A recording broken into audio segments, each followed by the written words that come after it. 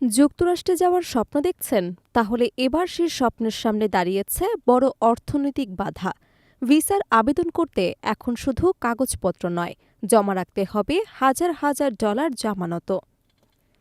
যুক্তরাষ্ট্রের কঠোর ভিসা নীতিতে এবার যুক্ত হল বাংলাদেশের নাম।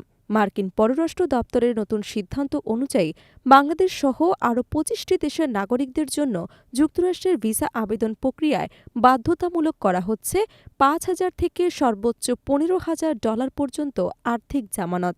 মঙ্গলবার প্রকাশিত তালিকা অনুযায়ী এই সিদ্ধান্তের ফলে এখন মোট ৩৮টি দেশের নাগরিক এই নতুন নিয়মের আওতায় পড়েছে।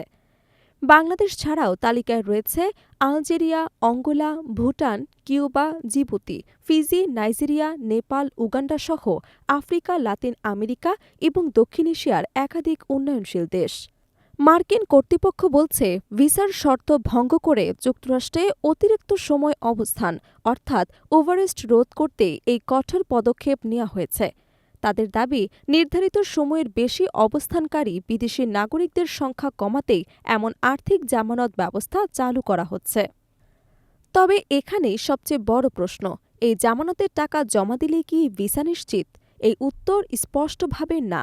ট্রাম্প প্রশাসন জানিয়েছে, জামানত জমা দেওয়া হলেও ভিসা পাওয়ার কোনো নিশ্চয়তা নেই, অর্থাৎ আবেদনকারীকে বড় অঙ্কের অর্থ আটকে রেখে অনিশ্চয়তার মধ্যেই থাকতে হবে। বিশ্লেষকদের মতে, এই সিদ্ধান্ত সবচেয়ে বেশি ভোগাবে উন্নয়নশীল দেশের মধ্যবিত্ত নাগরিকদের। শিক্ষা, চিকিৎসা, পর্যটন কিংবা ব্যবসায়িক কাজে যুক্তরাষ্ট্রে যেতে আগ্রহীদের জন্য ভিসা পাওয়া আরও কঠিন হয়ে পড়বে।